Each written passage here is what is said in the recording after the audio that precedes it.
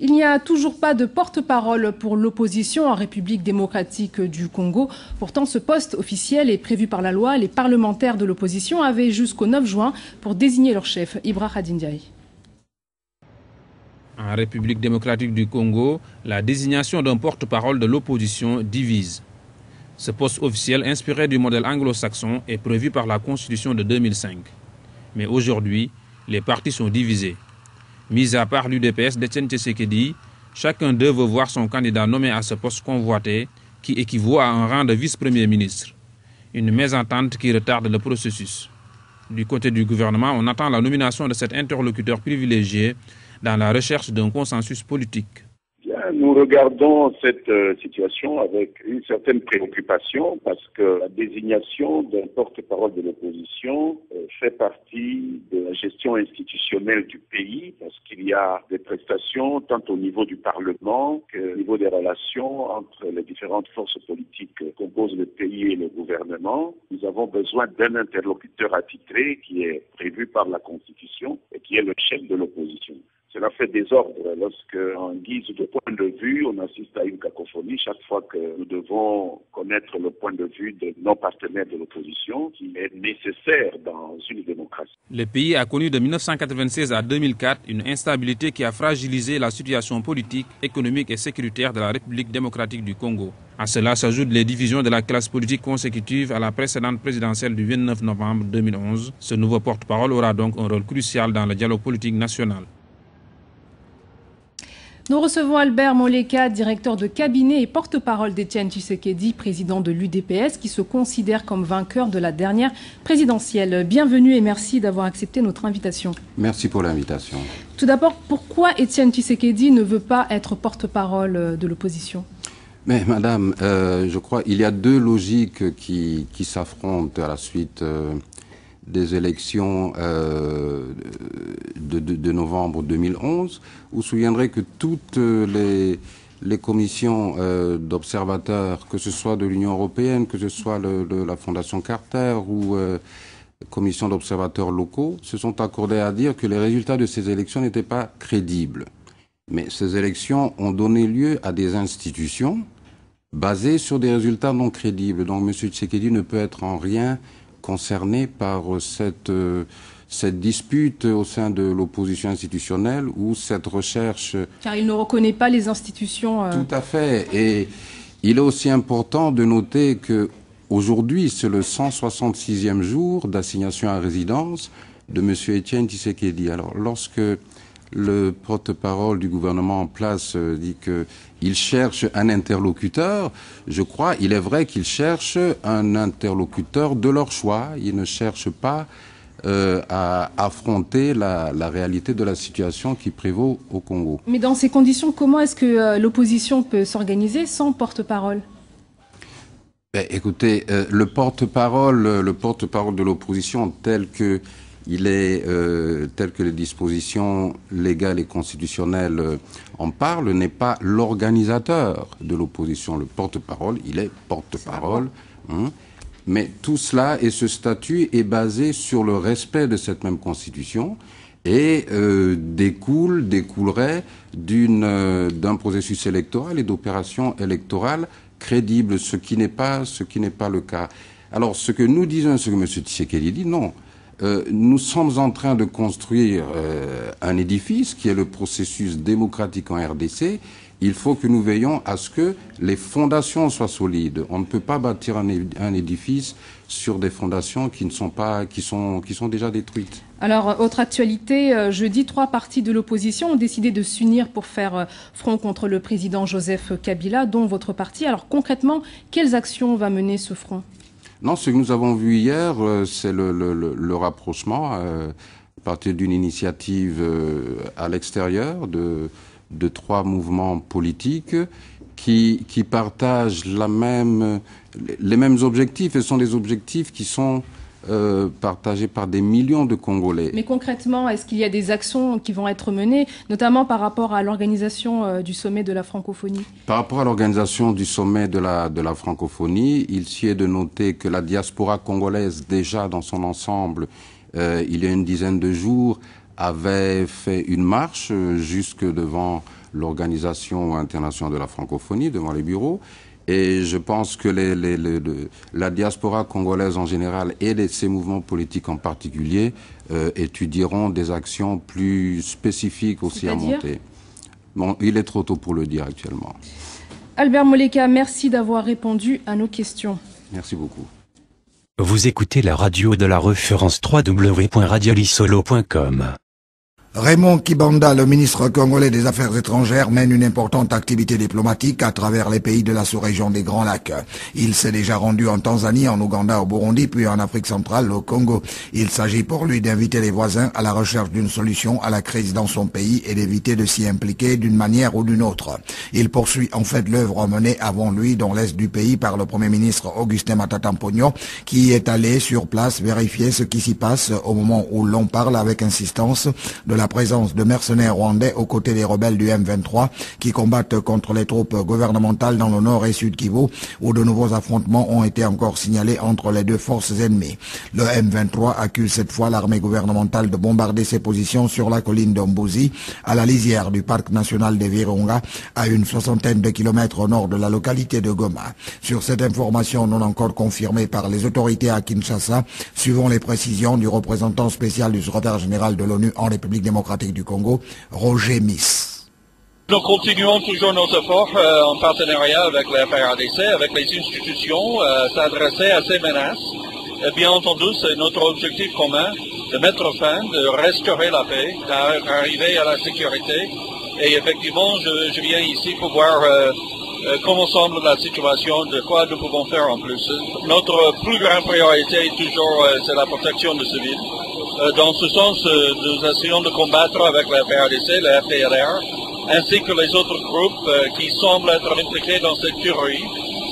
Nous faisons tous nos efforts en déployant des militaires ainsi que des civils. J'ajoute à ce dossier congolais que le président angolais José Eduardo dos Santos propose d'offrir ses bons offices au Congo pour un règlement en urgence de la crise qu'il traverse. Vous écoutez la radio de la référence www.radiolisolo.com. Du Congo a donc lancé une offensive diplomatique auprès des pays de la région pour dénoncer l'implication du Rwanda dans les événements dans l'Est. Le chef de la diplomatie de RDC était ces derniers jours en Tanzanie, au Burundi, en Ouganda et en Angola. Le président angolais José Eduardo dos Santos a d'ailleurs proposé sa médiation. Avant-hier, le Conseil de sécurité des Nations Unies avait condamné la mutinerie qui se poursuit au Nord Kivu et invité les pays de la région à empêcher les groupes armés de cette province de l'Est de la RDC de recevoir une aide extérieure. Kamanda Wakamanda Muzembe. Le communiqué de presse du ministère des Affaires étrangères ne cite pas explicitement le Rwanda. Il parle plutôt d'un pays voisin, un pays dont l'implication est avérée dans la détérioration de la situation sécuritaire dans l'est de la RDC. Au président tanzanien, burundais, ougandais et angolais, le chef de la diplomatie congolaise, Raymond Kibanda, a dénoncé le soutien de ce pays voisin au M23, cette rébellion déclenchée début avril par les anciens miliciens de l'ex-CNDP, mouvement issu lui-même de l'ex-rébellion pro-rwandaise du RCD. Les forces régulières ont fait des prisonniers de guerre d'origine rwandaise, recrutés et entraînés dans leur pays. La MONUSCO en a accueilli d'autres qui avaient fui les combats. Selon Raymond Kibanda, le président angolais José Eduardo dos Santos, également président de la SADC, a proposé ses bons offices pour le retour au bon voisinage et à la stabilité dans la sous-région. Kamanda ou Kamanda Muzembe, Kinshasa, RFI. Et puis toujours en République démocratique du Congo, 2 nouveaux guides touristiques du pays paraissent simultanément. C'est un événement parce que le tourisme est inexistant, mais la collection Le Petit Futé croit à son développement en produisant à la fois un nouveau guide du pays et un autre uniquement consacré à Kinshasa. Les 2 ouvrages ont été présentés hier dans la capitale, Bruno Minas. Même si les voyages touristiques sont déconseillés en RDC, comme par exemple sur le site du Quai d'Orsay, Philippe Vivekins, directeur de l'édition belge du Petit Futé, persiste et signe. Il en est à sa 3e parution et veut chasser les idées reçues, à commencer par celle d'un pays en guerre. On refuse d'entrer dans les allégations de certains qui disent le Congo est impénétrable parce qu'il y a la guerre partout. Non, ça n'est pas vrai. Et au contraire, le Congolais étant plutôt quelqu'un de pacifique, d'une manière générale, on se sent totalement en sécurité. Cependant, le guide est sans complaisance. Il évoque les tracasseries multiples, les bizarreries comme celle de refuser les billets de dollars légèrement abîmés ou la galère quand on sort son appareil photo. Ce guide fait coup double en sortant simultanément un ouvrage uniquement consacré à Kinshasa, une capitale pas comme les autres aux yeux de Philippe Vivekens. En Afrique, Kinshasa fait rêver, malgré l'immense pauvreté, c'est une ville qui fait rêver les Africains. Il y a un petit côté à Kinshasa qui est un peu déjanté et qu'on a voulu rendre. Cette espèce d'ambiance quinoise, très bon enfant, très festive. Il y a moins de 2 ans, un fait divers avait défrayé la chronique. Un touriste happé par un crocodile dans une rivière du Nord Katanga. Ce n'est pas tant l'attaque du reptile qui était l'événement, mais plutôt la présence du touriste. Bruno Minas, Kinshasa, RFI.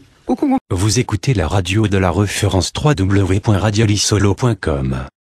République démocratique du Congo, où les rebelles du M23 s'attendent à de nouvelles attaques ce lundi de la part des forces gouvernementales qu'ils affirment avoir repoussées hier. Le Nord Kivu est en proie à ce conflit sanglant dont l'issue tarde à se préciser.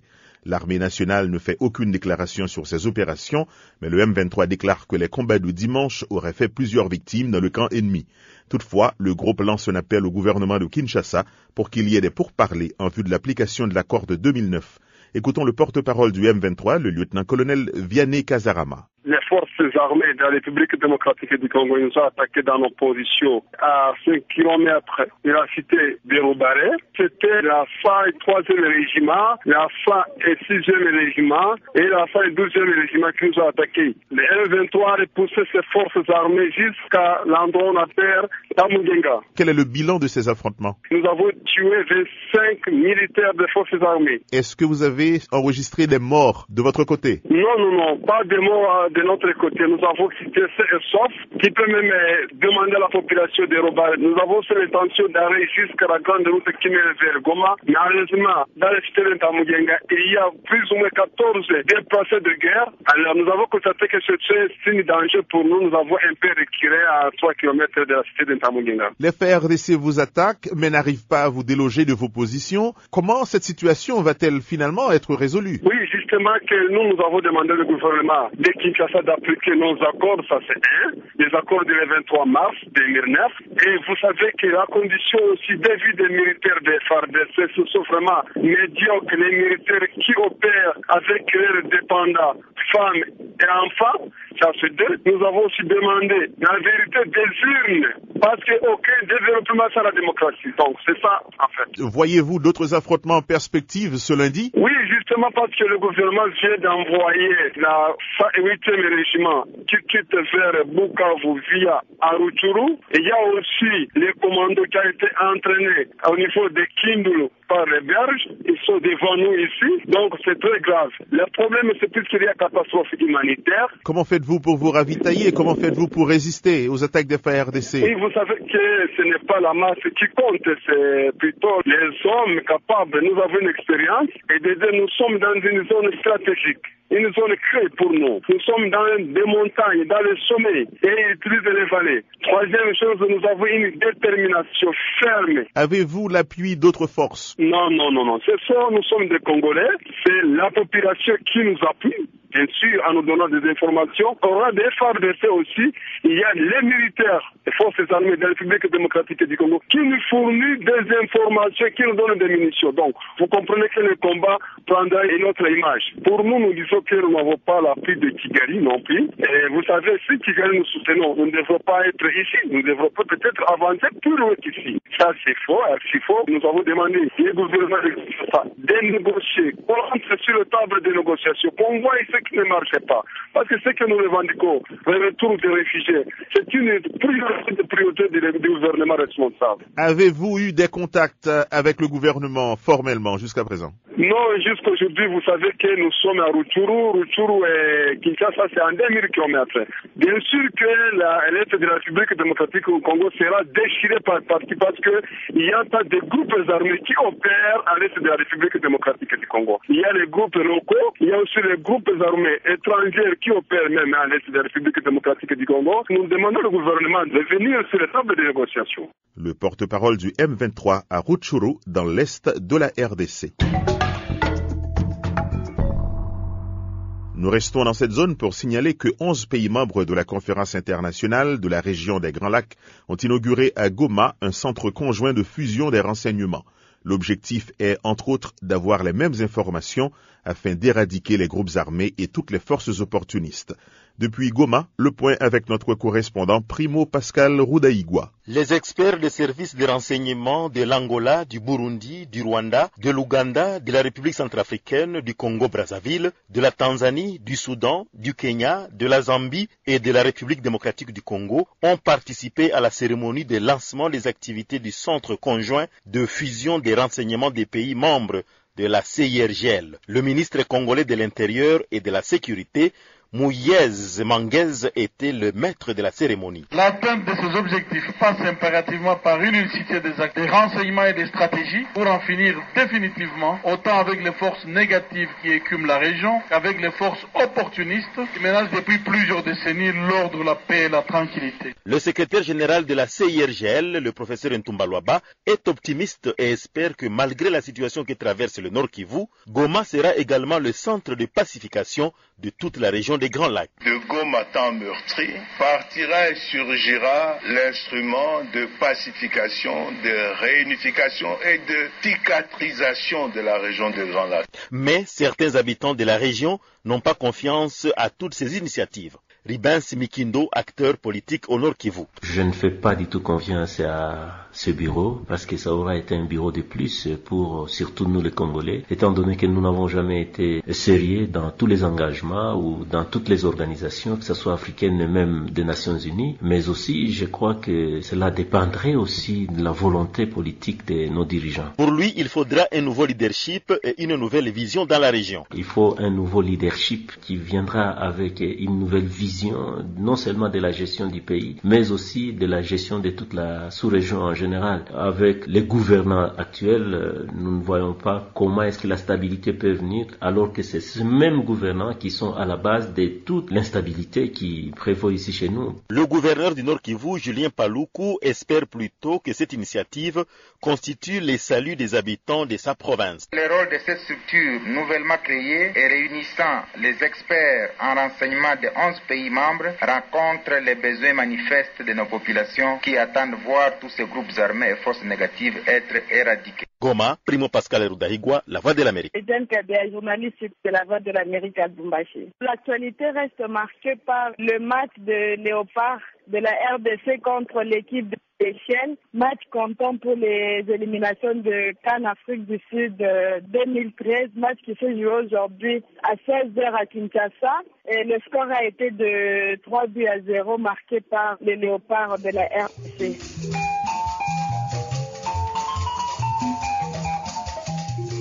Moi, je m'appelle Félicien, à Mbujimaï, au Kassa oriental, en République démocratique du Congo. Au niveau de Mbujimaï, la situation aujourd'hui est calme. Mais hier, il y avait un déploiement imposant de la police sur toute la ville parce qu'on avait interdit une manifestation de l'opposition. Il y a l'opposition qui voulait manifester, notamment, selon les dires du porte-parole du gouvernement provincial, notamment pour la sortie d'un magazine de l'UDPS qui est l'un des partis de l'opposition.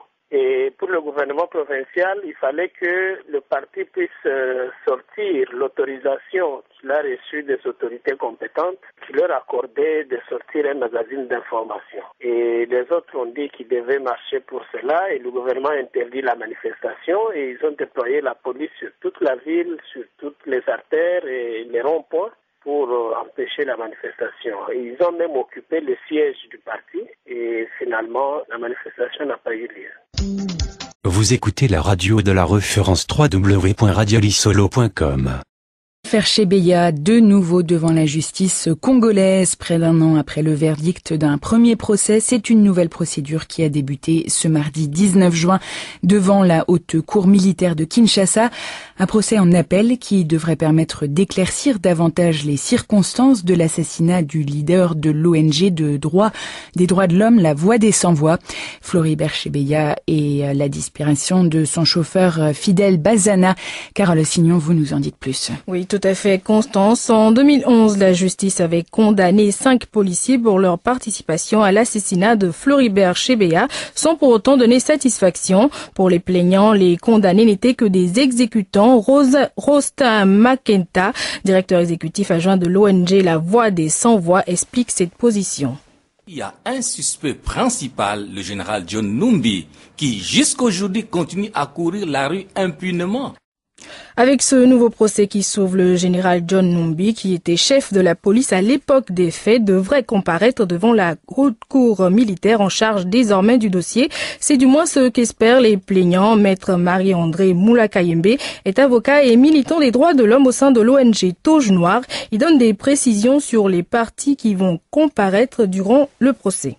Nous allons d'abord comparaître, nous, en tant qu'avocats des parties civiles. Nous sommes certains au moins que les prévenus qui sont encore en détention vont comparaître, mais nous ferons un effort pour que, à la première audience, on puisse relancer encore notre demande sur l'inculpation de certains prévenus qui n'ont pas encore été inquiétés, entre autres Tonumbi. Je suis certain qu'à la première audience, il ne sera pas là, parce que nous sommes en appel. Ce n'est qu'à la première audience là que nous, on va demander à la Cour de sa comparution.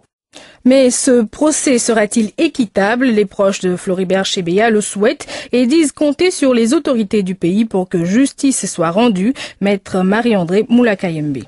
John Numbi entretient des relations particulières et privilégiées avec le chef de l'État. On espère que le chef de l'État pourra se lever. C'est un test aussi pour que le pays prouve sa maturité en matière de justice.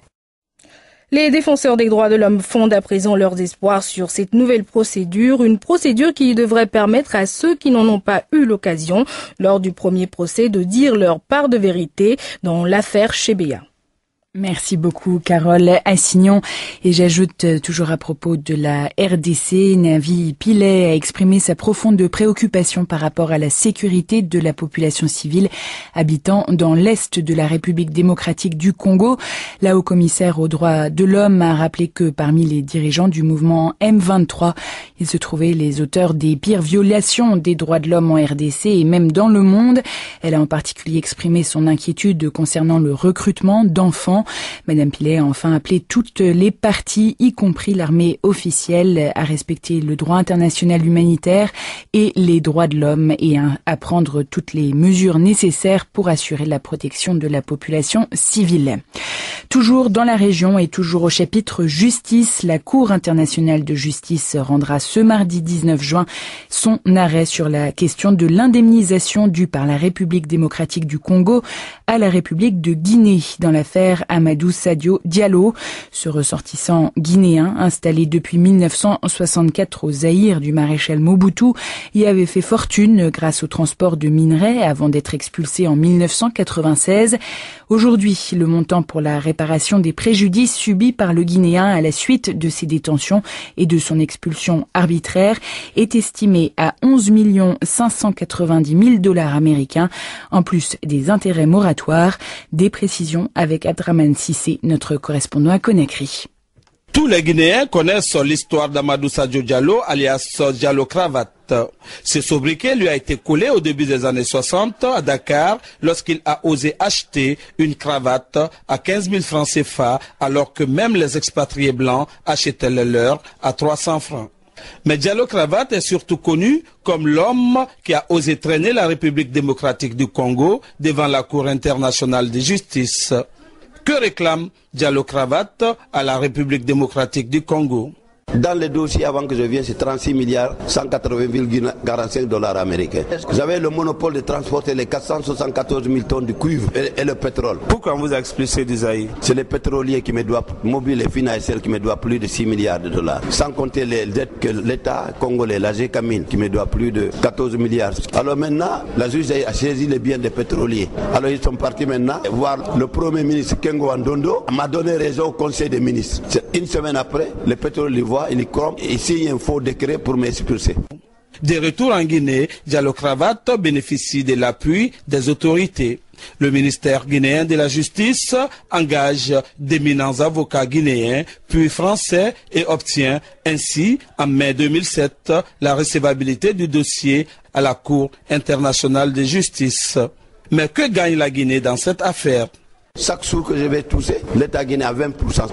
Aujourd'hui, Diallo Cravatte a 66 ans et vit sans ressources.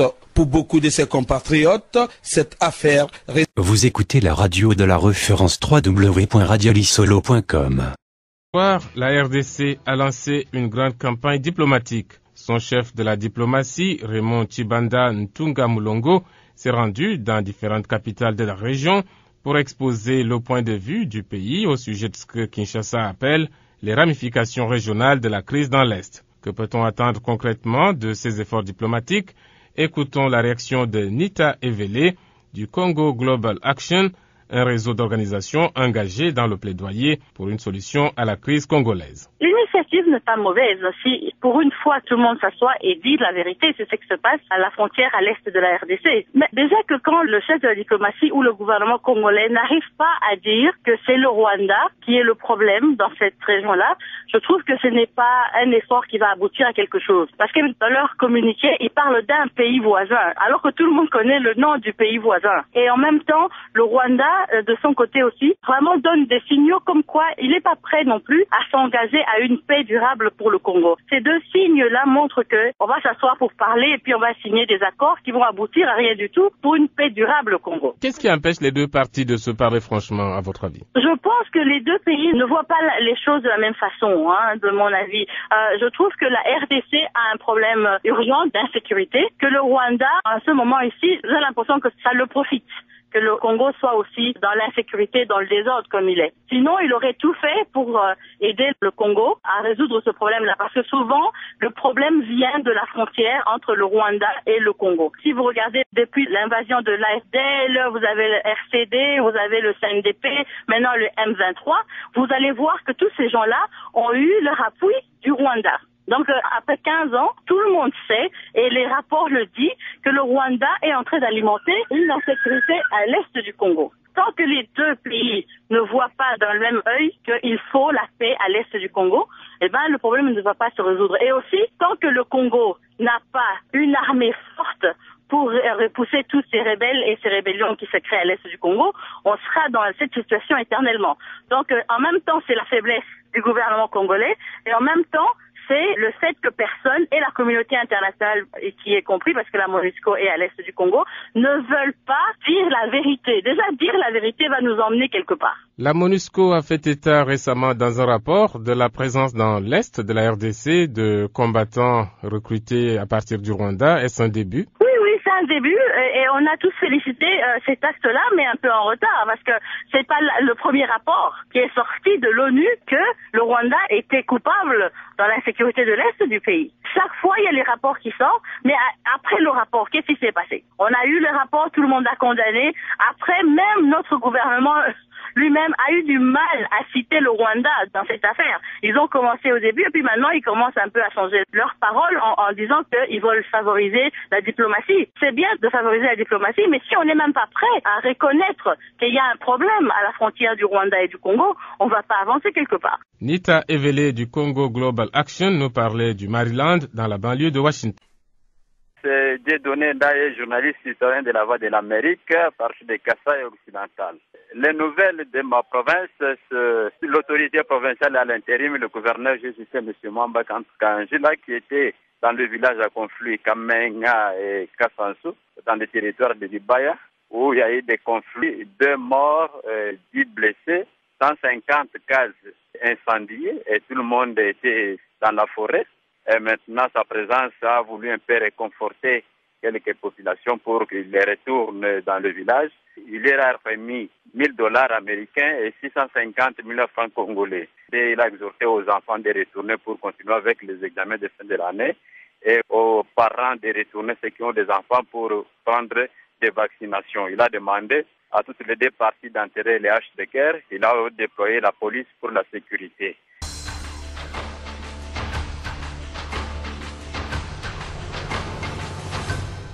suis Christophe Baraïga, journaliste et citoyen pour le compte de la Voix de l'Amérique à Goma. À Goma où nous sommes, l'actualité reste dominée par l'avancée des troupes du M23, le front qui évolue du jour au jour. Et maintenant, certaines informations font état de l'avancée des positions normalement qu'ils occupaient en direction du territoire de Rutshuru centre. Ça crée un peu de panique au niveau de la population ici parce qu'on sait que si les verrous de Rutshuru sautent, le lendemain c'est Goma qui est menacé, alors ça ne peut pas laisser les gens indifférents. Vous écoutez la radio de la référence www.radiolisolo.com. En RDC, la République démocratique du Congo, c'est aujourd'hui l'ouverture devant la haute cour militaire du procès en appel des assassins du militant des droits de l'homme Floribert Chebeya et de son chauffeur Fidel Bazana. Ils avaient été tués il y a 2 ans alors qu'ils se trouvaient à la direction de la police pour un rendez-vous. En première instance, 5 policiers ont été condamnés, dont 3 par contumace puisqu'ils sont en fuite. Tout le monde a fait appel après le verdict. Les plaignants parce qu'ils pensent que la vérité n'a pas été dite et les policiers parce qu'ils s'estiment innocents. Bruno Minas. Les ONG des droits de l'homme ont un seul objectif, la mise en accusation par la haute cour militaire du général John Numbi, inspecteur général de la police au moment des faits. Les parties civiles sont persuadées qu'il est l'ordonnateur du double assassinat. Elles ont demandé à ce que la haute cour soit composée de généraux d'un rang au moins égal à celui de Numbi afin de pouvoir le juger. Maître Sylvain Loumou, un des membres du collectif de la société civile. Les pouvoirs publics, l'exécutif, doit laisser, au besoin, contribuer à ce que la haute cour mette en accusation M. John Numbi. Nous attendons cela vivement de la justice congolaise. La défense des policiers condamnés veut les voir innocentés. Le principal accusé est le colonel Moukalai, homme de confiance de John Numbi. Son avocat, maître Inkudaka Bokata, veut que l'on reste strictement sur les faits. Selon lui, la culpabilité de son client n'a pas été prouvée et la mise en cause ou non du général Numbi n'y changerait rien. Si on veut impliquer d'une manière ou d'une autre le général Numbi, eh bien, il faut suivre alors à ce moment-là la procédure ad hoc. La thèse de la partie adverse, c'est de dire qu'il y a un crime d'État. Or, nous ne sommes absolument pas tenants de cette thèse-là. Ce nouveau procès permettra-t-il de savoir exactement ce qui s'est passé? Comment Chebeya et Bazana ont-ils été tués? Où se trouve le corps de Fidel Bazana? C'est l'espoir des proches des victimes qui sont tous en exil, en France ou au Canada. Bruno Minas, Kinshasa, RFI. Toujours à propos de la RDC, François Hollande n'a pas confirmé encore sa venue au sommet de la francophonie en octobre à Kinshasa. L'opposition congolaise et un certain nombre d'organisations de défense des droits de l'homme plaident pour un boycott. C'est dans ce contexte que Antoine Boyamba, conseiller du président Joseph Kabila et membre de la majorité présidentielle, est venu à Paris pour défendre l'organisation à Kinshasa de ce sommet. Antoine Boyamba. François Hollande, c'est un homme d'État et le sommet a lieu à Kinshasa, ça a été prévu de longue date. Donc je pense que François Hollande ne va pas renier les us et coutumes de ce genre de forum où les chefs de l'État français ont toujours participé à ce genre de forum. Donc il est tout à fait normal que François Hollande vienne à Kinshasa. Bon, ceci dit, entre-temps, il y a des gens à gauche et à droite qui sont en train de pousser dans un sens contraire, mais je pense qu'ils doivent raison garder, savoir que les intérêts entre les États sont plus importants que les querelles de personnes. Vous pensez avoir été entendu à Paris quand vous êtes venu plaider la cause du Congo-Kinshasa? Il n'y a pas à plaider la cause du Congo-Kinshasa. Nous avons l'oreille des Français, ils savent l'intérêt pour nous tous à ce que ce sommet puisse se tenir dans de bonnes conditions. Donc le sommet aura lieu à Kinshasa et dans le cas de la continuité de l'État, c'était sous Sarkozy, donc François Hollande, il ne pourra que venir pour qu'il y ait des échanges afin que on puisse clarifier un certain nombre de choses. Antoine Boyamba, conseiller du président Joseph Kabila, interrogé par Cyril. Vous écoutez la radio de la référence www.radiolisolo.com. Pratique du Congo, Bosco Ntaganda, l'un des plus grands prédateurs des droits de l'homme au monde. C'est ce qu'indique l'ONU, qui ajoute 4 autres renégats à cette liste. Les anciens colonels Sultani Makenga, Baudouin Garouillet, Innocent Zimourinda et Innocent Kaina, des noms qu'il est important de citer, estime le haut-commissaire aux droits de l'homme. Navi Pillay dénonce à nouveau les exactions commises par les mutins au RDC. Les 5 chefs rebelles pourraient être responsables de crimes de guerre, indique Navi Pillay, qui ajoute qu'ils redoutent qu'ils ne commettent d'autres atrocités contre les civils de l'Est de la RDC. Chebeya en République démocratique du Congo.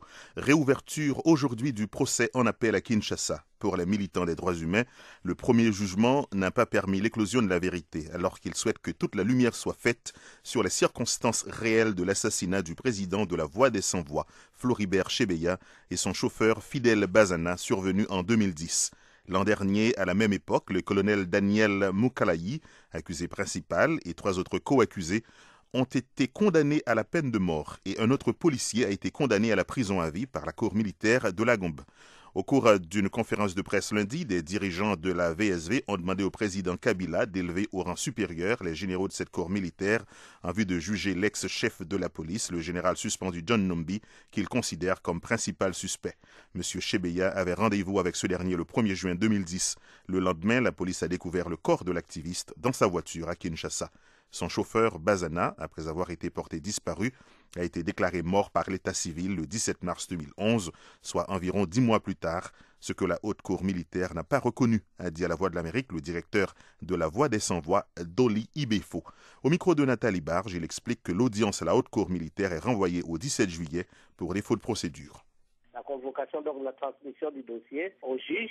La première transmission était signée par le procureur général. Et là, l'auditeur général avait adressé à la haute cour militaire. Et puis, un autre, à la même date, signé par un auditeur supérieur, on a transmis à la cour militaire. Et un autre auditeur supérieur, il transmet la note à la cour. Or, il existe 12 cours militaires. Et à Kinshasa, il y a 2 cours militaires, la cour militaire de Matete et la cour militaire de la Gombe. À la haute cour militaire, on a soulevé cette exception-là. Maintenant, on attend la réplique du ministère public à la prochaine audience, le 17 juillet. Est-ce que vous considérez toujours l'ex-chef de la police comme principal suspect?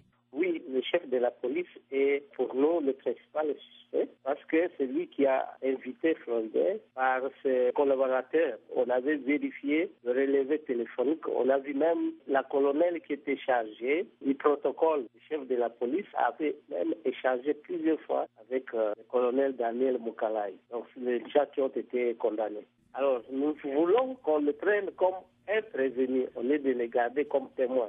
Alors, est-ce que vous avez obtenu réponse ou satisfaction à cette requête jusqu'ici? On n'a pas encore de satisfaction. Maintenant, c'est par rapport à la composition, parce que jusque-là, à la haute cour militaire, il n'y a pas quelqu'un qui a le grade, par exemple, du général John Numbi. Il n'y a qu'un général de brigade, il n'y a pas de lieutenant général. On avait même demandé au chef de l'État de nommer un magistrat de la haute cour militaire, donc il devient un lieutenant général, comme ça, il a le même grade que le suspect numéro 1. À propos, un rappel, M. Bazana avait été déclaré mort le 17 mars, soit environ 10 mois après avoir été porté disparu. Oui, M. Floribert et Fidel Bazana sont partis tous deux. C'est Fidel Bazana qui conduisait la voiture. Et depuis lors, on a retrouvé que le corps de Floribert Chebeya. Et que nous attendons de ce procès qu'on puisse nous préciser là où se trouve le corps de Fidel Bazana, parce qu'au premier degré, la Cour a parlé de la disparition, l'arrestation et détention arbitraire. Et jusque-là, où est-ce que Fidel est détenu? Et s'il est mort réellement, où est-ce qu'on a enterré son corps? Nous avons besoin aussi que la Cour puisse lancer un mandat d'arrêt international contre les 3 personnes qui sont en fuite, qui étaient impliquées dans l'assassinat. Ceux-là qui ont exécuté les décisions. Le major Christian Ngoyi Kenge, le major Paul Milambwe et le lieutenant Jacques Mugabo. On n'a pas d'informations sur eux. Comme nous l'avons dit, l'audience à la haute cour militaire de la Gombe est renvoyée au 17 juillet pour défaut de procédure. Le directeur exécutif de la Voix des Sans-Voix, Dolly Ibefo, répondait aux questions de Nathalie Barge. La Voix de l'Amérique s'associe à une initiative nommée 100 citoyens journalistes pour couvrir les événements en RDC.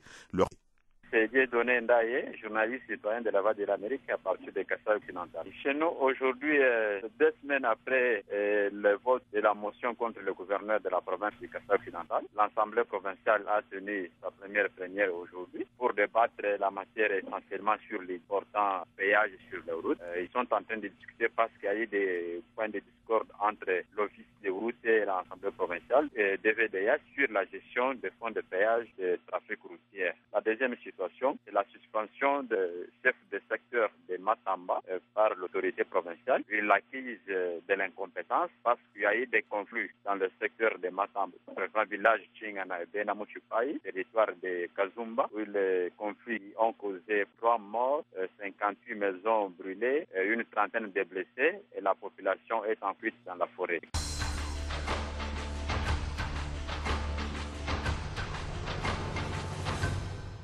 C'est Josiane Mouleka Matamba. Je suis citoyenne et journaliste pour la ville de Mbujimaï, dans la province du Kasaï-Oriental, en République démocratique du Congo. Aujourd'hui, ce qui se passe chez nous, on vient de publier la liste des députés qui avaient, dans les circonscriptions électorales, avaient des problèmes au niveau national. Alors, il y a des gens qui fêtent déjà leur victoire. Parce que le dossier était déjà à la Cour suprême, nous avons constaté qu'on a rendu l'arrêt de la Cour suprême.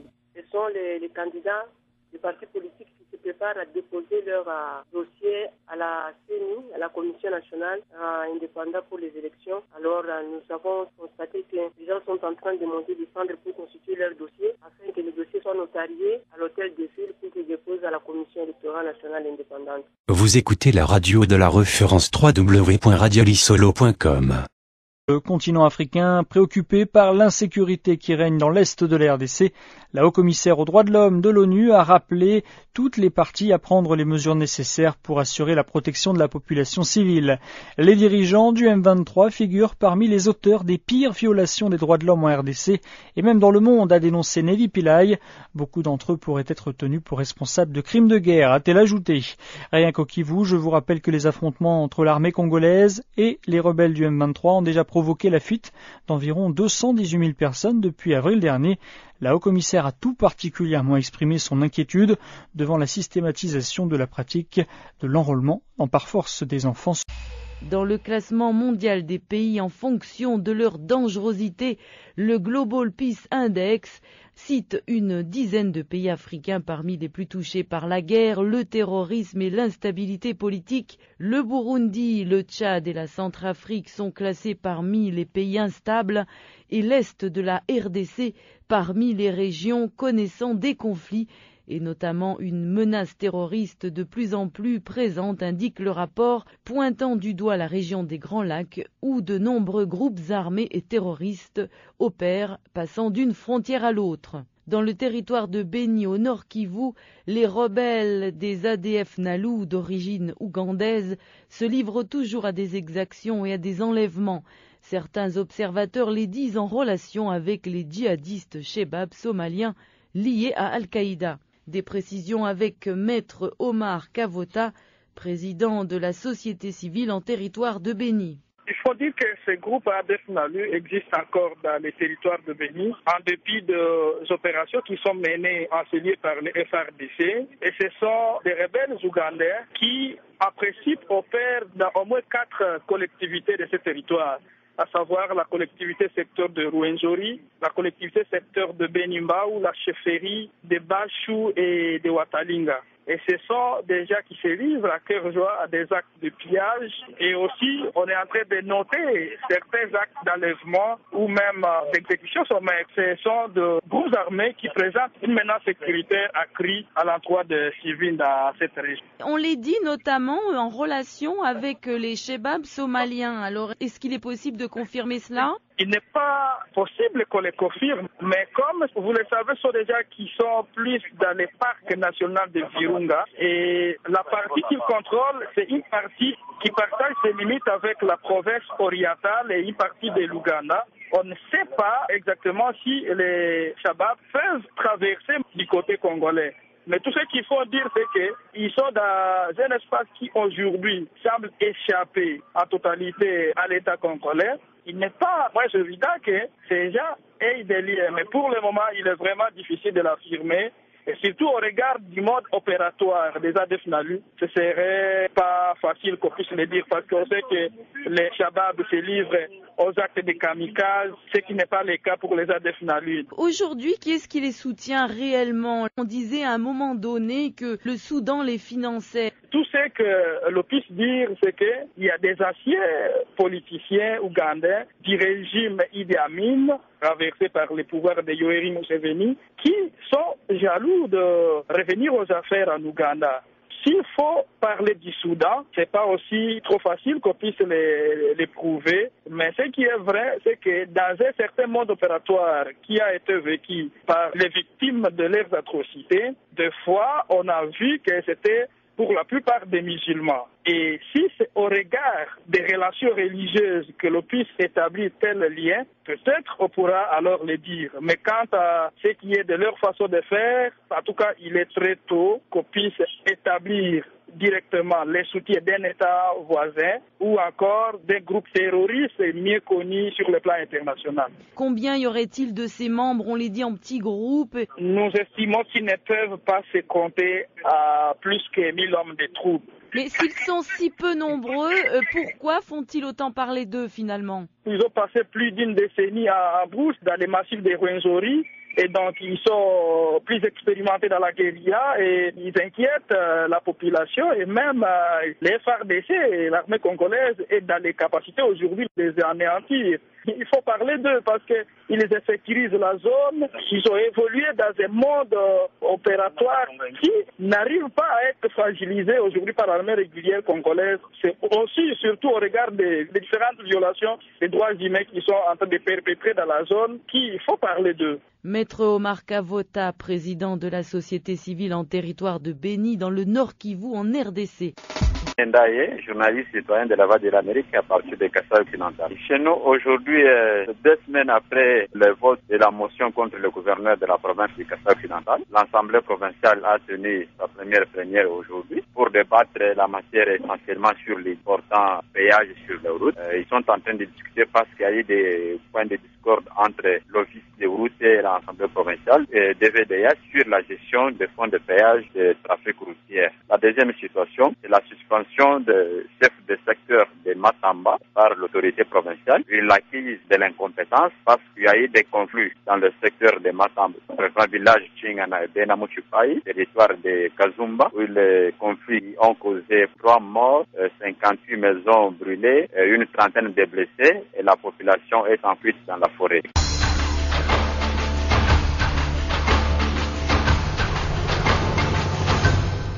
C'est Josiane Mouleka Matamba. Je suis citoyenne et journaliste pour la ville de Mbujimaï, dans la province du Kasaï oriental, en République démocratique du Congo. Aujourd'hui, ce qui se passe chez nous, on vient de publier la liste des députés dont les circonscriptions électorales avaient des problèmes au niveau national. Alors, il y a des gens qui fêtent déjà leur victoire. Parce que le dossier était déjà à la Cour suprême, nous avons constaté qu'on a rendu l'arrêt de la Cour suprême.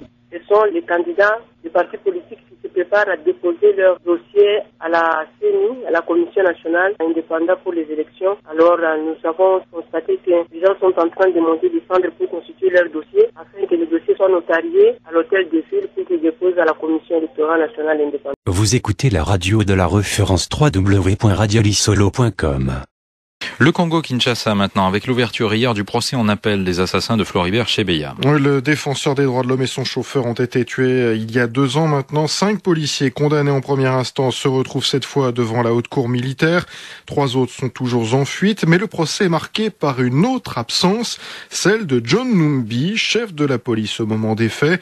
Les plaignants réclament sa comparution et le désignent comme le suspect numéro 1. Or hier, les magistrats n'ont pas parlé d'éventuelle convocation du général. Et ils ont renvoyé leur réponse à plus tard, Bruno Minas. La haute cour militaire s'est largement donné le temps de la réflexion, presque 1 mois. À la prochaine audience, le 17 juillet, elle dira si oui ou non le général Numbi sera convoqué devant le tribunal. Les avocats des parties civiles se sont succédés à la barre pendant la première audience d'hier pour réclamer la comparution du chef de la police, John Numbi, qui avait donné un rendez-vous à Chebeya duquel il n'est jamais revenu.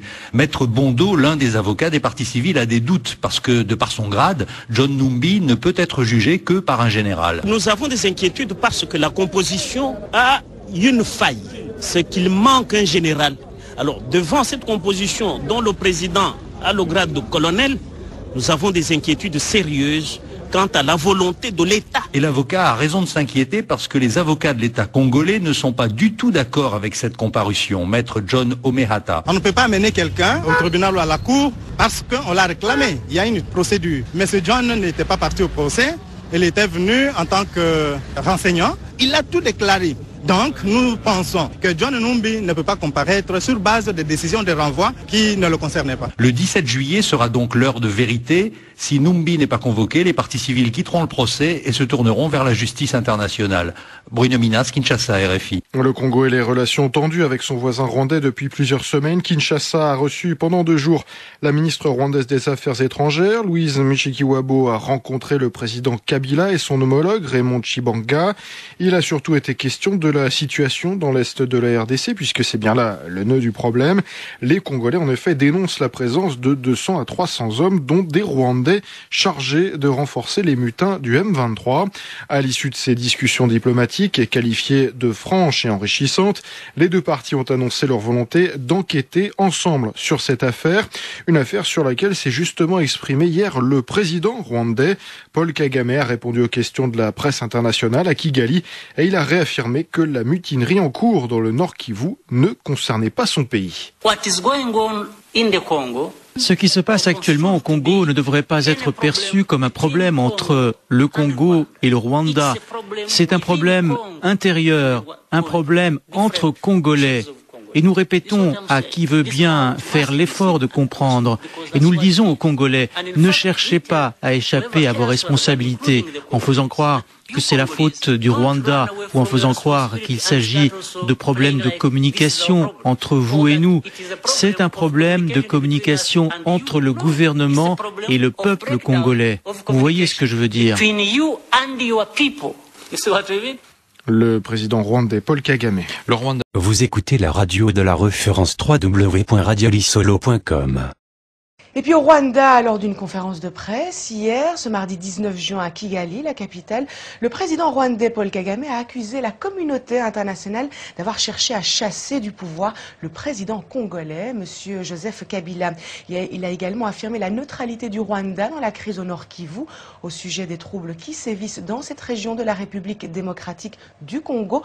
Paul Kagame a réaffirmé que la mutinerie en cours dans le Nord Kivu, région frontalière du Rwanda, ne concernait son pays en aucune façon, de même que l'arrestation de Jean Bosco Ntaganda, général et ancien chef rebelle congolais recherché par la Cour pénale internationale, la CPI, ne relevait pas de ses attributions. Ces dernières semaines, Kigali a été indirectement accusé par Kinshasa et par la mission de l'ONU en RDC, la MONUSCO, de soutenir Ntaganda. Kagame a contre-attaqué lors de la conférence de presse en dénonçant l'hypocrisie de l'attitude de la communauté internationale vis-à-vis du président congolais Joseph Kabila. Et je vous propose d'écouter un extrait des commentaires de Paul Kagame, le président rwandais. Vous parlez de Bosco et je ne sais pas pourquoi vous êtes à sa recherche. Il n'est pas de mon ressort. Je ne dirige pas le Congo, je ne gère pas le Congo. Je n'ai rien à voir avec lui. Ça, c'est le premier point. Deuxièmement, la communauté internationale paie la MONUSCO et avant toute chose, vous devez vous poser la question de savoir que font ces gens. Vous devez vous le demander. Troisièmement, il y a une force là-bas. Il y a un gouvernement au Congo et c'est là que cet homme est. Pourquoi pensez-vous qu'il a quitté cet endroit et venez demander si Bosco est ici ? Questionnez-vous et répondez par vous-même. Quelle est cette obsession de toujours demander au Rwanda pourquoi ils ignorent ce fugitif qui est à la source de ces problèmes ? Vous écoutez la radio de la référence www.radiolisolo.com. Selon lesquels le Rwanda appuierait une nouvelle rébellion dans l'est du Congo envenime les relations entre les 2 pays. Mais Kigali dément toute ingérence dans les affaires intérieures congolaises. Le président rwandais Paul Kagame, lors d'une conférence de presse mardi, a dit que son pays n'avait rien à voir avec la rébellion qui a commencé en avril dans le Nord Kivu. And this Rwanda has no responsibility for it. Somebody else has responsibility for it. Je n'ai aucune, et cela signifie le Rwanda n'a aucune responsabilité dans cette situation. quelqu'un d'autre en est responsable. Ce démenti de M. Kagame fait suite à une série d'allégations selon lesquelles son pays financerait, armerait et donnerait des vivres à un groupe de soldats congolais qui ont fait défection en avril. La veille, le porte-parole du gouvernement congolais, Lambert Mende, avait dit à l'agence Reuters que le Rwanda tentait de bloquer un rapport d'un groupe d'experts des Nations Unies vérifiant de telles allégations. Toujours dans l'est du Congo et à l'occasion de la Journée internationale des réfugiés, M. Francisco Abdisson, chef de l'unité de protection au bureau de la sous-délégation du HCR à Bukavu, déplore les conditions de vie de quelques 25 000 réfugiés rwandais dans le sud Kivu. M. Francisco, j'ai pu le joindre à Bukavu, où a été organisée aujourd'hui une marche à travers la ville. Cela s'est passé très bien avec une très bonne participation qui confirme effectivement l'esprit hospitalier tout à fait humanitaire de la population du Sud Kivu par rapport aux réfugiés. J'étais en 1994 au cours de la crise qui a suivi le génocide au Rwanda et l'esprit est resté intact. On accueille toujours les réfugiés avec beaucoup de générosité, aussi bien de la part de la population que des autorités. Alors, vous avez parlé justement de ces réfugiés rwandais, plus de 25 000 qui vivent difficilement dans la province du Sud Kivu. Voulez-vous nous en dire plus? Écoutez, nous avons enregistré en 2010 environ 8200 réfugiés rwandais et il y a quelques mois, on a réussi à enregistrer 40. En réalité, nous avons lancé tout un exercice d'estimation du nombre de réfugiés en associant très étroitement à cet exercice les autorités territoriales. Et nous pensons maintenant qu'il y a effectivement entre 20 et 25 000 réfugiés. La plupart habitent dans une zone très reculée que ne sont pas en mesure d'accéder. C'est ça le véritable problème. Et les populations sont parfois tenues en otage par des groupes armés et nous étudions maintenant la possibilité de créer des couloirs sanitaires afin de leur permettre de s'enregistrer auprès du point d'enregistrement que nous avons créé dans le cadre de l'application de la clause de cessation et de se porter donc volontaires au rapatriement. Alors, mais d'où est-ce qu'ils viennent, ces réfugiés rwandais? De quelle région et pourquoi fuient-ils ces régions? Écoutez, on ne peut pas vous dire de quelle région du Rwanda ils viennent parce qu'on n'a pas encore effectué l'enregistrement. Nous savons qu'il y a beaucoup de réfugiés rwandais qui se trouvent dans le territoire de Chabunda, Calais, Kabare, et c'est des zones très difficilement accessibles, surtout à cause des problèmes sécuritaires qui affectent actuellement ces localités. Alors, comment se porte ce programme de rapatriement volontaire dont vous venez de parler? Le programme ne se porte pas mal. C'est une note positive par rapport à d'autres problèmes qui semblent presque insolubles. À savoir, on a par rapport à la période janvier-juin 2011, cette année, on a une augmentation de 15,10%. Ce est dû aussi à la quantité des opérations militaires qui ont effectivement affecté les réfugiés aussi, malheureusement. Parce que les réfugiés se trouvent souvent dans des localités qui font l'objet de ratissage et d'opérations militaires. Monsieur Francisco Abdisson, chef de l'unité de protection au bureau de la sous-délégation du HCR Bukavu. Comme chaque jour, voici à présent les témoignages des 100 citoyens journalistes en RDC. Olivier Soumaïdi Singombe. L'actualité ici à Likasi, d'abord, il y a les accidents qui s'étaient produits sur la route de Lubumbashi la semaine dernière. La première avait produit une dizaine de morts. La deuxième aussi avait produit des morts. Et la troisième, ce sont les 5 traîtres qui avaient pris feu sur la route de Lubumbashi. Et une personne avait trouvé la mort dans cette embuscade. Une autre chose, c'est aussi en ce qui concerne l'eau potable. Le courant électrique. Il se voit clair que les dénistages ne cessent pas. Mais en ce qui concerne l'eau potable, il se voit clair que c'est depuis le début de la saison sèche qu'il y a aussi coupure d'eau potable. Et chaque matin, on voit les gens se déplacer d'un quartier à l'autre pour chercher ne fût-ce qu'une eau potable.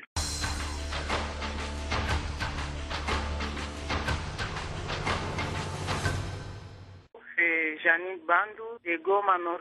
On a un problème là des prix économiques en fait. Donc il y a vraiment un problème de la crise économique qui guette la population. Nous sommes à la fin de l'année. Pendant les examens, les parents vraiment difficile à payer les frais scolaires car vraiment la crise économique fait rage. Comprenez que par rapport à ce que je suis en train de vous relater, et comme on est juste presque à la fin de l'année scolaire, c'est tout un problème et ça fait assez que les parents vraiment ne savent pas sur quel fait se vouer car cette situation traumatise beaucoup de parents. Vous écoutez la radio de la référence www.radiolisolo.com. Entre la République démocratique du Congo et le Rwanda. Les Congolais ont décidé de saisir l'ONU. Ils soupçonnent Kigali de soutenir les mutins du M23 actifs dans l'est de la RDC. Les autorités congolaises demandent aux Nations Unies de mettre en garde le Rwanda, notamment au sujet de la présence de Rwandais aux côtés des rebelles. Dans un courrier adressé au Conseil de sécurité, la diplomatie congolaise écrit que le territoire rwandais aurait servi à préparer et perpétrer une conspiration, évoluant désormais dangereusement vers un schéma de rupture de la paix. L'initiative congolaise fait suite à une visite de la ministre rwandaise des Affaires étrangères à Kinshasa, déplacement pourtant censé calmer le jeu dans cette affaire. Bruno Minas. Les Rwandais paniquent, ils ne savent plus comment s'en sortir avec les accusations qui fusent de toutes parts, alors ils manient la carotte et le bâton, commente un officiel congolais. La carotte, c'est la visite de la ministre rwandaise des Affaires étrangères à Kinshasa ces 2 derniers jours avec un discours conciliant. Et puis simultanément, le bâton, c'est le discours tenu par le président Kagame, s'en prenant aux Congolais qui ne savent pas gérer leurs problèmes. C'est curieux, nous sommes surpris, commente le ministre porte-parole du gouvernement Lambert Mende. Il relève aussi une autre contradiction dans les propos de Kagame. Il ne peut pas dire à la fois que les conflits dans l'Est sont entre Congolais et que le principal problème est la présence des miliciens FDLR. Les FDLR sont des Rwandais, relève le ministre. Quant au cas de Bosco Ntaganda, ajoute-t-il, si Bosco est signalé en territoire rwandais où on l'approvisionne en armes et en munitions, le Rwanda doit donc apporter sa coopération pour l'arrêter. Bref, la polémique a déjà balayé les propos diplomatiques tenus lors de la visite de la ministre rwandaise. Bruno Minas, Kinshasa, RFI. Vous écoutez la radio de la référence www.radiolisolo.com. Que le conflit armé dans l'est de la RDC continue d'envenimer les relations entre Kinshasa et Kigali, les 2 gouvernements se sont lancés dans une véritable croisade diplomatique. L'un dénonce l'ingérence externe dans les affaires du Congo, l'autre réaffirme son apport à la stabilité de la région. Entre-temps, le calvaire des civils s'aggrave dans les 2 Kivu. Quelques 25 000 réfugiés rwandais dans le sud Kivu vivent dans des conditions jugées déplorables par le HCR. Faisons le point avec Thierry Vircoulon, responsable pour l'Afrique centrale à l'International Crisis Group. Les diplomates congolais essaient de monter un front régional. Ils sont en train d'aller de capitale en capitale pour avoir du soutien. Et puis, on voit que le Rwanda essaie de faire la même chose, peut-être d'une façon moins évidente, mais le président Kagame a donné une conférence de presse pour la presse internationale à Kigali, où il réfute bien sûr toute accusation d'ingérence. Monsieur Vircoulon, écoutons justement une partie de cette déclaration de Paul Kagame. Je n'ai aucune, et cela signifie le Rwanda n'a aucune responsabilité dans cette situation. Quelqu'un d'autre en est responsable. Voilà, ainsi s'est exprimé le président rwandais. L'Angola semble avoir pris le parti de Kinshasa. Le ministre de la Défense zimbabwéen était à Kinshasa. Donc on voit bien dans quel sens vont ces manœuvres diplomatiques. Du côté de Kigali, on soutient que le Rwanda a longtemps travaillé pour la stabilité dans la région des Grands Lacs. Est-ce qu'il y a des faits pour corroborer une telle déclaration? Personnellement, j'en vois pas beaucoup. Je pense que depuis 1 an ou un peu plus, le Rwanda essaie surtout d'organiser une sorte de coopération sécuritaire entre les pays des Grands Lacs, notamment contre les forces négatives, évidemment. Mais ce que disent beaucoup de gens, c'est qu'en fait, le Rwanda a mené une politique de duplicité, c'est-à-dire a eu une politique orientée vers la coopération et l'échange de renseignements, etc. Mais en fait, a continué à jouer ses propres cartes par le biais d'un certain nombre d'intermédiaires dans la zone de l'Est du Congo. Quelle est l'influence réelle de Kigali dans la zone? C'est une influence à la fois politique et économique. Économique parce que tout ce que exporte le Kivu passe essentiellement par le Rwanda. Il y en a un peu qui passe par l'Ouganda, mais l'essentiel est exporté via le Rwanda. Également, tout ce qui est importé au Kivu passe aussi par le Rwanda. Donc c'est le point de passage obligé de cette route commerciale. Donc ça donne quand même une influence économique très importante. Thierry Vircoulon de l'International Crisis Group. Jacques-Olivier Soumaïdi Singomé, citoyen journaliste de l'ICATI, qui fait l'actualité ici à l'ICATI. D'abord, il y a les accidents qui s'étaient produits sur la route Lubumbashi la semaine dernière. La première avait produit une dizaine de morts, la deuxième aussi avait produit des morts, et la troisième, ce sont les 5 traîtres qui avaient pris feu sur la route Lubumbashi et une personne avait trouvé la mort dans cette embuscade. Et une autre chose, c'est aussi en ce qui concerne l'eau potable, le courant électrique. Il se voit clair que les délestages ne cessent pas, et c'est les délestages du côté courant électrique. Mais en ce qui concerne l'eau potable, il se voit clair que c'est depuis le début de la saison sèche qu'il y a aussi coupure d'eau potable. Et chaque matin, on voit les gens se déplacer d'un quartier à l'autre pour chercher ne fût-ce qu'une eau potable, l'eau qui coule du robinet. Et dans d'autres quartiers, les gens ne vivent que de l'eau du puits, ce qui n'est pas aussi du tout bien, et ça inquiète la plus grande partie de la population ici à l'ICATI.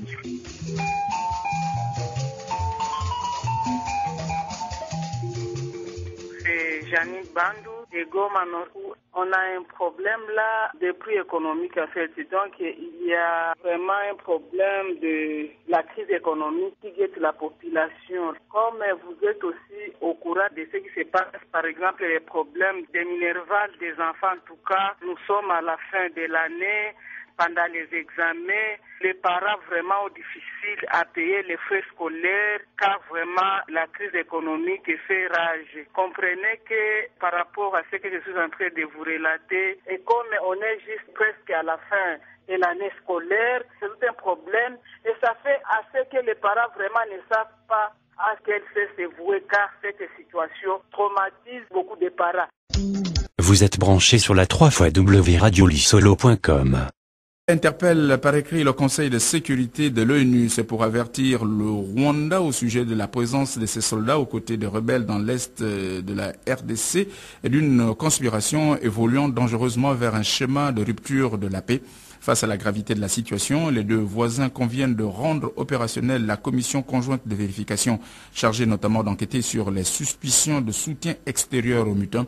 Il s'agit plus que jamais de dialoguer, selon Raymond Tchibinda, c'est le chef de la diplomatie de la République démocratique du Congo. Et je pense pouvoir affirmer, sans crainte d'être démenti, qu'elle aura été fructueuse. Fructueuse d'abord parce que nous en sortons mieux informés, les uns et les autres, et plus déterminés à coopérer pour conjurer les demandes de la division et de la déstabilisation. Fructueuse aussi parce que nous avons abouti à des décisions pratiques dont la mise en œuvre devrait contribuer à améliorer substantiellement la situation sur le terrain. Il n'y a donc plus rien d'autre à dire que de souhaiter que nos équipes respectives se mettent au travail sans tarder et avec la tête de détermination d'apporter des réponses concrètes aux problèmes que nous avons évoqués. En réaction à ces propos de son homologue la République démocratique du Congo, voici la ministre rwandaise des Affaires étrangères, Louise Mushikwabo. Le président Kabila nous a reçus pour qu'on lui fasse compte de nos discussions et c'était ça donc le but de cette visite ici. L'opinion doit être éduquée. L'opinion doit comprendre que d'abord, le Rwanda est un pays qui a longtemps profondément travaillé à la stabilité de cette région. Le Rwanda et le Congo, le leadership dans les deux pays aujourd'hui ont hérité d'une histoire difficile, d'une histoire surtout au niveau des deux chefs d'État, ils ont bien géré. Et je pense qu'il n'y a pas un problème aujourd'hui après les efforts que les deux pays ont déployés. Il n'y a pas un problème qui serait impossible pour nos deux pays à régler. Le président Kagame est en contact régulier avec le président Kabila. Nous sommes ici à Kinshasa en tant qu'équipe pour travailler. Sinon, le message au plus haut niveau des deux chefs d'État est clair, c'est-à-dire des instructions pour que la partie rwandaise puisse assister le plus possible la partie congolaise dans ce travail de stabilisation. Voilà, à propos donc de la région des Grands Lacs africains, les ministres rwandais des Affaires étrangères et celui de la RDC, des propos recueillis par... Vous écoutez la radio de la référence www.radiolisolo.com. Et on reste dans la région, c'est toujours la crispation entre la RDC et le Rwanda. Hier, Kinshasa a demandé aux Nations Unies de faire pression sur Kigali afin qu'il cesse son soutien aux rebelles congolais qui luttent depuis des semaines contre l'armée gouvernementale congolaise dans la région du Kivu. Par ailleurs, les autorités de Kinshasa accusent les États-Unis de bloquer un rapport de l'ONU sur l'implication du Rwanda dans la crise dans l'est de la RDC. Les explications avec vous, Georges Ibrahim Tunkara. En effet, Cécile, face à la dégradation de la situation dans l'est de la République démocratique du Congo et surtout des accusations à l'encontre du Rwanda, les autorités de Kinshasa semblent s'offusquer du manque de réaction énergique de la part de la communauté internationale. Et hier, devant les membres du Conseil de sécurité, l'ambassadeur congolais aux Nations Unies, Ileka Atoki, a exprimé la déception de son gouvernement face à l'inertie de la communauté internationale. Il est même allé plus loin en accusant les États-Unis de faire obstruction à la publication d'un rapport onusien sur le soutien du Rwanda aux rebelles congolais. Une accusation cependant démentie par Washington qui dit plutôt vouloir vérifier le contenu du dit rapport avant une réunion du Conseil de sécurité prévue le 26 juin prochain. Philippe Rengers est spécialiste des Grands Lacs et professeur de sciences politiques à l'université d'Anvers en Belgique. Il tente d'expliquer ici la réaction américaine. Il est assez compréhensible que les États-Unis, qui ont de bons rapports avec le régime rwandais, mais qui en même temps veulent éviter que l'on rend la situation dans l'est du Congo plus difficile, que les États-Unis veuillent discuter d'abord avec leurs alliés rwandais afin de les convaincre de cesser cette ingérence dans les affaires du Congo. Selon Philippe Rengers, pour régler une bonne fois pour toute la crise congolaise, il faudrait surtout que la communauté internationale mette un terme à ces contradictions internes. Il y a une sorte de contradiction entre l'appui pour le Rwanda et l'appui pour le Congo de la part des États-Unis, mais également d'autres acteurs de la communauté internationale. D'une part, on veut reconstruire un État au Congo. D'autre part, on permet au Rwanda de saboter ces tentatives de reconstruction étatique. Alors Georges Ibrahim, la tension persiste donc entre la RDC et le Rwanda et pourtant, la ministre rwandaise des Affaires étrangères était en visite à Kinshasa en début de semaine.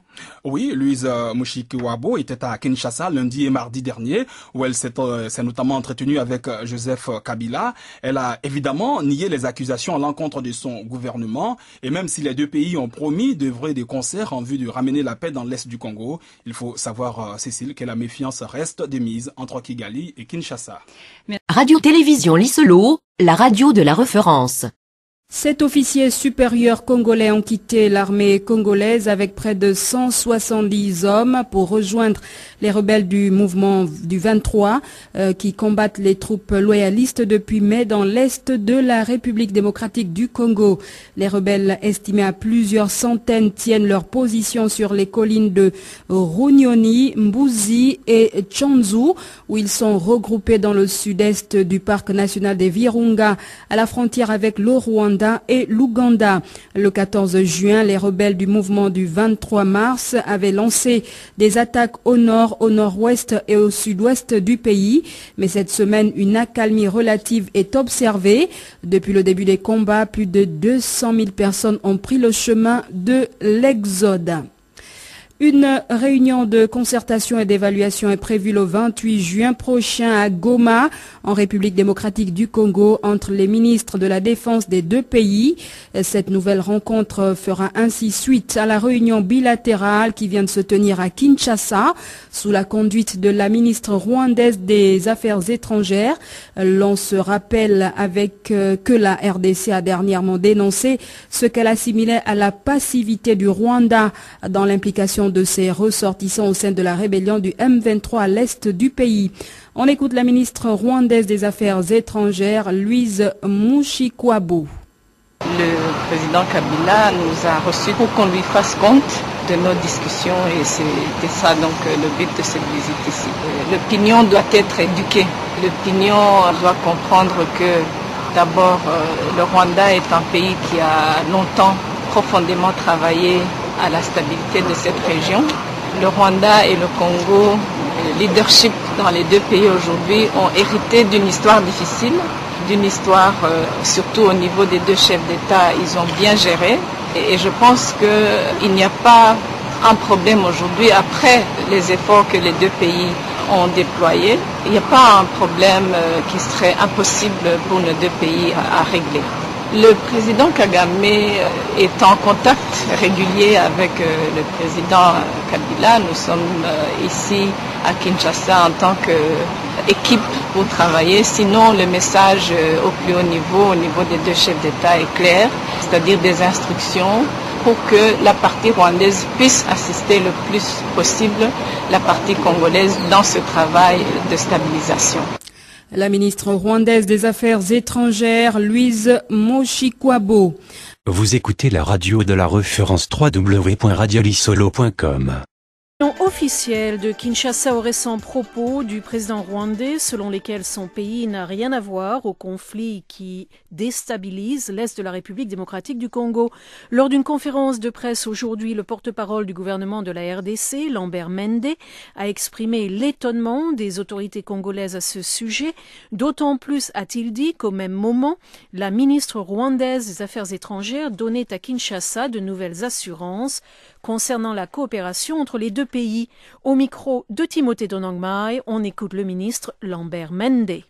Il y a au Congo, au cœur du conflit qui déchire l'Est du pays, un groupe armé criminel qui s'appelle FDLR, qui n'est constitué d'aucun Congolais. Ce sont des citoyens rwandais qui ont quitté le Rwanda il y a des années, qui sont venus au Congo où ils sèment la mort et la désolation. Notre armée se bat contre eux pour essayer de les ramener au Rwanda, menacés par ces gens-là. Alors dire que ce problème est congolo-congolais, c'est un peu distordre la réalité. Le problème est rwando-congolais. Il faut donc chercher ensemble des solutions et ne pas affirmer que c'est un problème congolo-congolais comme si les FDLR étaient des Rwandais. Le Rwanda dit que son problème, ce sont aussi les FDLR. Donc, est-ce que cela ne veut pas dire que vous êtes tous du même bord, finalement?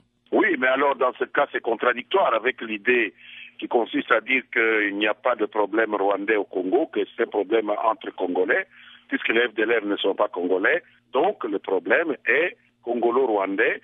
Et de plus, les M23 sont approvisionnés par des réseaux qui fonctionnent sur le territoire rwandais, sans dire que c'est le Rwanda comme gouvernement qui les approvisionne. Les approvisionnements se déroulent à partir du territoire rwandais et comme de juste, c'est le Rwanda qui est responsable de ce qui se passe sur son territoire. Et le Rwanda s'est engagé qu'aucune activité se déroulant sur son territoire ne sera acceptée dès lors qu'elle menace la sécurité du pays voisin, de la même façon que le Congo s'est engagé dans le même sens. Voilà, il y a une activité qui se déroule au Rwanda qui menace la sécurité du Congo. Il est normal que nous en parlions et on ne peut pas dire que ça ne regarde pas le Rwanda. Accusez-vous donc Kigali d'inaction face à cette situation? Nous avons clairement indiqué que nous dénoncions la passivité du Rwanda. On ne nous a pas prouvé le contraire et donc nous attendons que nous puissions ensemble travailler à cela. Vous aurez noté aussi que le président a dénoncé des pays occidentaux qui venaient lui proposer de déstabiliser Joseph Kabila avant les élections. Ça, c'est une information que nous avons pris très au sérieux et pour laquelle nous remercions le président Kagame d'avoir dévoilé enfin ce que tous les Congolais savaient, à savoir que c'est une puissance qui nous donne des leçons de démocratie, méprise le peuple congolais au point d'aller chez un dirigeant étranger lui demander de dénaturer la volonté du peuple congolais en changeant de régime en dehors des structures électorales qui permettent à la démocratie de s'exprimer. Lambert Mende, porte-parole du gouvernement de la RDC qui était joint à Kinshasa. Une délégation de la commission diocésaine Justice et Paix du diocèse de Dungu-Doruma dans la région du Haut-Wele en République démocratique du Congo séjourne actuellement à Washington pour remercier le gouvernement américain de ses efforts visant à mettre fin à la rébellion de la LRA et appeler à des efforts accrus. Le point avec l'abbé Benoît Kinalegu, président de la commission pour la paix et la justice à Dungu. La situation n'est pas tellement tendue dans la ville de Dungu, mais la LRA continue à semer la désolation dans la région.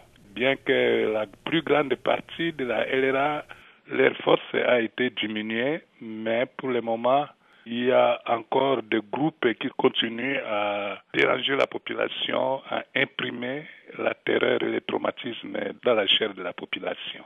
Est-ce que les enfants sont encore obligés de se rassembler dans des points plus sûrs la nuit? Pour le moment, les enfants sont dans les familles d'accueil et dans les grandes agglomérations, là où se trouvent les forces de sécurité et de la MONUSCO.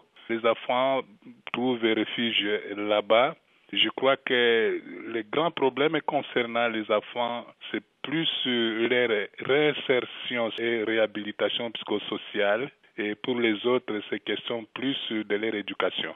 Ces enfants sont traumatisés.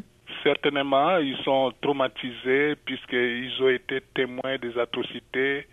On les a rendus des assassins, et on les a obligés à commettre des actes odieux auxquels ils ne s'y attendaient pas. Leur cours d'évolution a été arrêté un moment et vraiment ils sont traumatisés. Est-ce que vous avez le moindre indice sur le terrain que les poursuites contre la LRA sont efficaces? Parce qu'il y a après tout une initiative, notamment américaine, pour essayer de retrouver les chefs de la LRA et mettre fin aux opérations de cette milice. Raison pour laquelle nous avons effectué ce voyage pour présenter nos remerciements au gouvernement américain. Je crois qu'il y a des indices, puisqu'il n'y a pas longtemps, un des chefs de cette rébellion, la personne de M.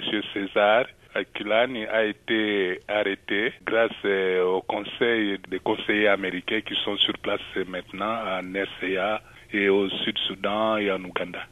Les efforts sont fournis et nous remercions les États-Unis pour tout ce qu'ils ont fait jusque-là, mais nous sommes venus dire aussi que les problèmes de la LRA demeurent, cette question demeure et qu'il faut faire davantage, surtout que les gouvernements de l'Afrique centrale qui sont affectés par cet événement se mettent d'accord pour pouvoir éradiquer ce phénomène LRA dans la région parce que la population souffre.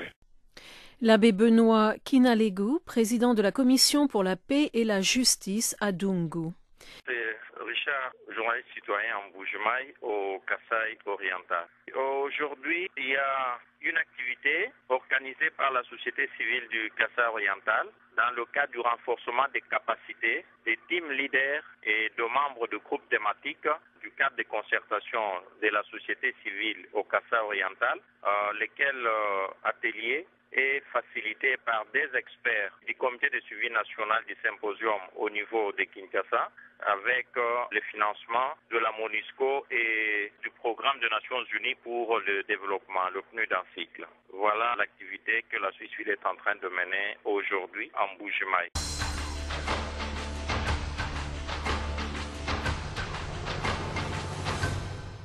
C'est félicité, journaliste et citoyen de la Voix de l'Amérique à la province de Wandi. Aujourd'hui, nous avions réunion de notre association.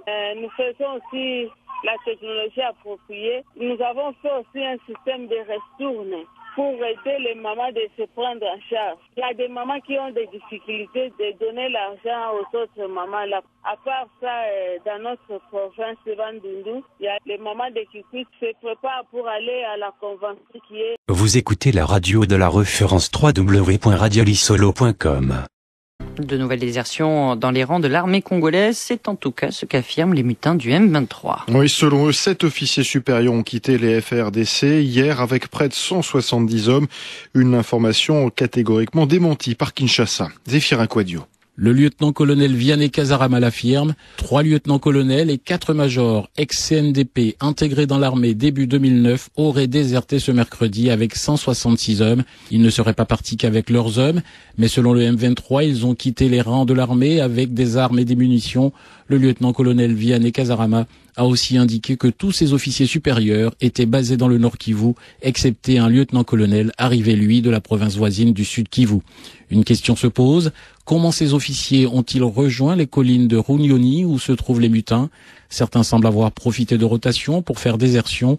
Il faut rappeler que depuis quelques semaines, Kinshasa essaie de limiter toute possibilité pour les officiers du CNDP intégrés dans l'armée de rejoindre leurs anciens frères d'armes en les changeant d'affectation. Autre question, le cas de l'officier basé dans le sud Kivu, comment a-t-il pu rallier le nord? Selon le M23, lui et ses hommes auraient tout simplement traversé le lac en se faisant passer pour des civils. Toutes ces informations sont démenties vigoureusement par le porte-parole du gouvernement, Lambert Mende. Il affirme qu'il s'agit d'une campagne d'intoxication du M23 abondamment relayée par les médias. Cependant, si ces désertions étaient confirmées, ce serait sans doute un coup dur pour Kinshasa. Zéphirin Kouadio, l'M23, justement soupçonné par Kinshasa de recevoir le soutien du Rwanda. Un rapport de l'ONU pas encore sorti confirmerait cette thèse, mais selon la République démocratique du Congo, Washington ferait pression pour bloquer la diffusion de cette enquête afin de protéger Kigali. Vous êtes branché sur la 3x.radiolissolo.com. Elle laisse la République démocratique du Congo et cette saignée au sein de l'armée nationale. Une dizaine d'officiers ainsi que pratiquement 200 hommes de troupes délaissent l'uniforme et passent avec armes et bagages, comme qui dirait, dans la rébellion. Elle combat cette guérilla, les soldats, depuis plusieurs mois dans le nord Kivu. De nombreux tués, surtout des civils, qui trouvent refuge notamment en Ouganda voisine.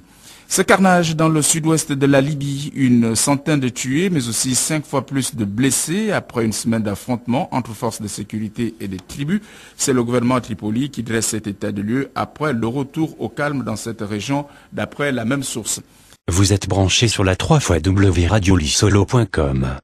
Watch, organisation de défense des droits de l'homme basée à New York, accuse l'administration Obama de bloquer la publication d'un rapport d'experts des Nations Unies sur un soutien du Rwanda à la nouvelle rébellion dans l'est du Congo. J'ai pu joindre à New York Philippe Bolopion de Human Rights Watch.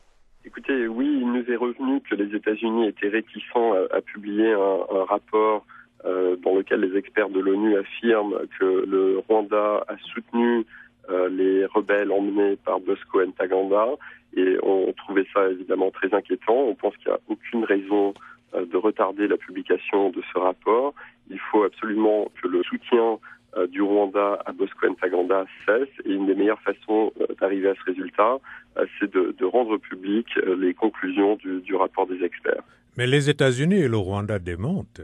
Le Rwanda dément depuis longtemps avec virulence ce soutien, mais nous l'avons nous-mêmes documenté. Nos chercheurs dans l'est de la République démocratique du Congo ont rassemblé de nombreux témoignages qui prouvent que les rebelles de Bosco Ntaganda ont reçu des soutiens du Rwanda. Les experts de l'ONU sont arrivés à des conclusions similaires en faisant leurs propres enquêtes. Et donc, à ces dénégations violentes du Rwanda, nous opposons tout simplement des faits.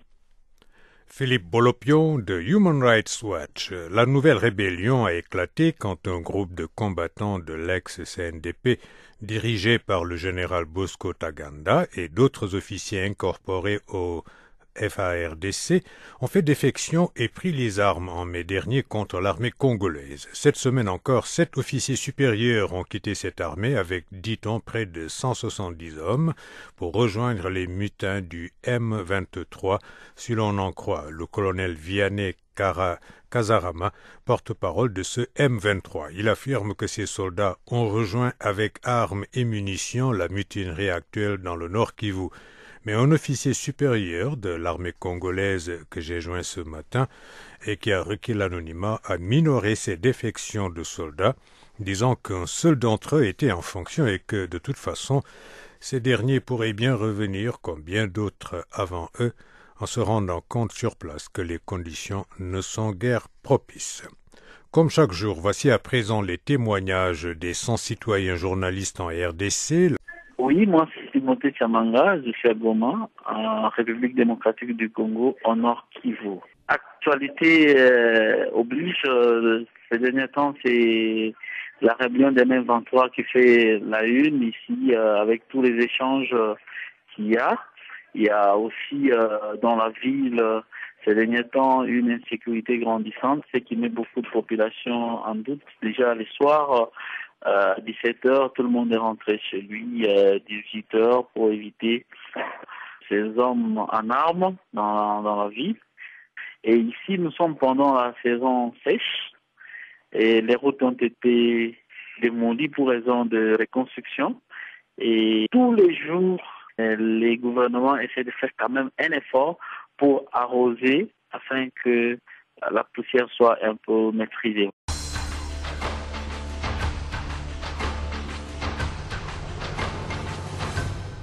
Oui, moi c'est Joseph Mankamba, citoyen journaliste de la Voix de l'Amérique à Kamanga, au Kasaï occidental.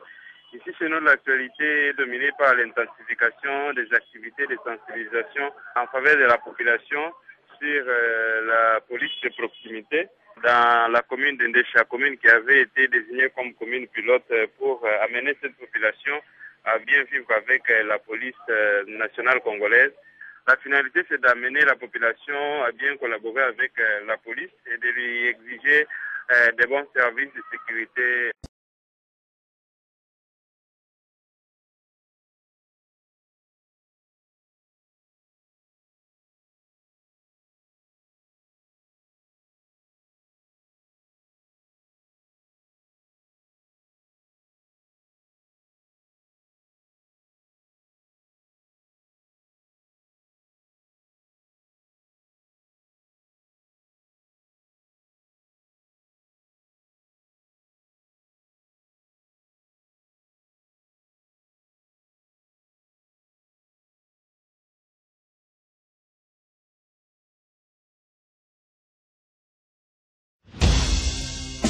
Vous écoutez la radio de la référence www.radiolisolo.com. Radio-Télévision Lisolo, la radio de la référence numéro 1 de la diaspora congolaise.